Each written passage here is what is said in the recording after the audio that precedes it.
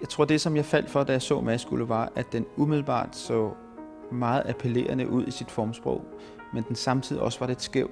Altså, den er jo ikke sådan traditionelle geometriske former. Den bygger op på nogle asymmetriske former, og samtidig med noget, kombinerer noget organisk.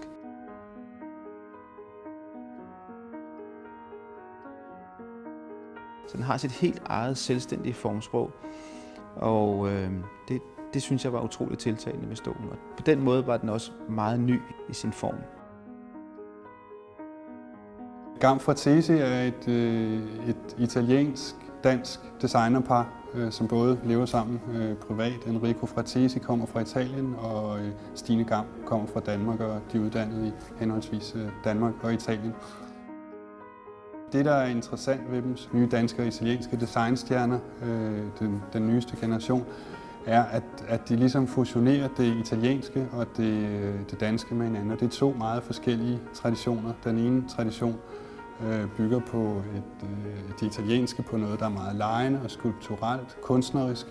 Det danske bygger i virkeligheden på en tradition, hvor man udvikler gradvist ting, og det er baseret på håndværk, på detaljer, forfinelse af former. Stine og Enrico mødte jeg første gang i New York. Jeg tror, det var i 2006 gennem nogle fælles bekendte, hvor de havde en lille stand med på en messe, designmesse, hvor de havde fået lov til at udstille nogle af deres prototyper. Og jeg kan huske, at jeg synes, at de havde noget helt særligt over sig. Det var ikke særlig kommercielt, men det var et interessant og anderledes formsprog. Den der danske, skandinaviske tradition for enkelhed, kombineret med altså den har også nogle refleksioner omkring en tyr og meget mandlighed i sit overkorpsstykket, som omfavner din ryg. Og en lille smule humor var der tydeligt også. Så den der kombination dansk-italiensk, synes jeg var meget appellerende.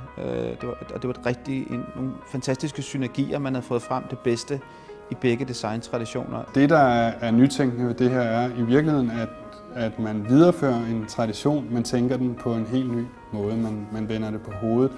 Det er et vanvittigt stort rygbræt eller kopstykke, der er på denne her.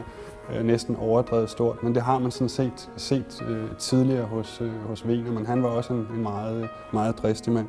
Så har man et meget, meget let understel, der gør, at denne her skulptur, som ryglænet er, nærmest kommer til at svæve op i luften. Og det virker udfordrende for vores sanser at se på det pigerøje. Det gælder om, at vi skal sidde på en luftsøjle, sagde man på Bauhausskolen i Tyskland. Altså man skal svæve over jorden. Det er idealet, og det er det stadigvæk.